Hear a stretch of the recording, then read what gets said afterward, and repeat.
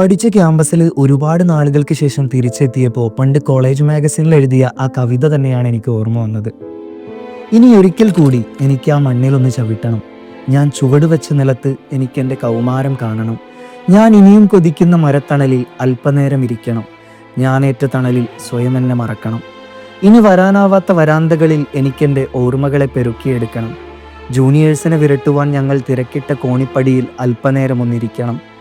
ക്ലാസ്സിൽ നിന്ന് get out അടിച്ചാൽ തുണയായ ലൈബ്രറിയിൽ എനിക്കൊന്നുലാത്തണം. ഇന്റേണൽ മാർക്കിനും അറ്റൻഡൻസിനും പിന്നാലെ നടന്ന സ്റ്റാഫ് റൂമിൽ എനിക്കെൻ്റെ വഴക്കാളിയെ കാണണം. പ്രണയം പൂവിട്ട തൂണിൻ്റെ മറവുകളിൽ എനിക്കെൻ്റെ പ്രണയിനിയെ തിരയണം. ലഞ്ച് ബ്രേക്കിന് ഓടിച്ചെന്നിരിക്കാൻ ക്യാൻറ്റീനിൽ ഇനിയൊരു ചെയർ ഒഴിച്ചിടണം.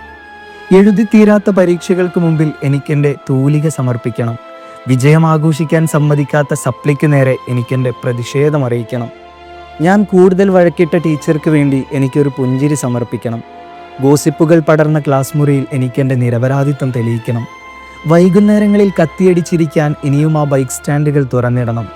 തട്ടിക്കൂട്ടിയ പരിപാടികൾ ആടിത്തിമിർക്കാൻ ആ തിരശ്ശീല ഒന്നുകൂടെ ഉയരണം.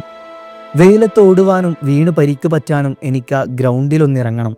അനാവശ്യമായി ഞാൻ കയറാതെ കളഞ്ഞ കലാലയ നിമിഷങ്ങളെ അളന്ന് എനിക്കൊന്ന് പൊട്ടിക്കരയണം.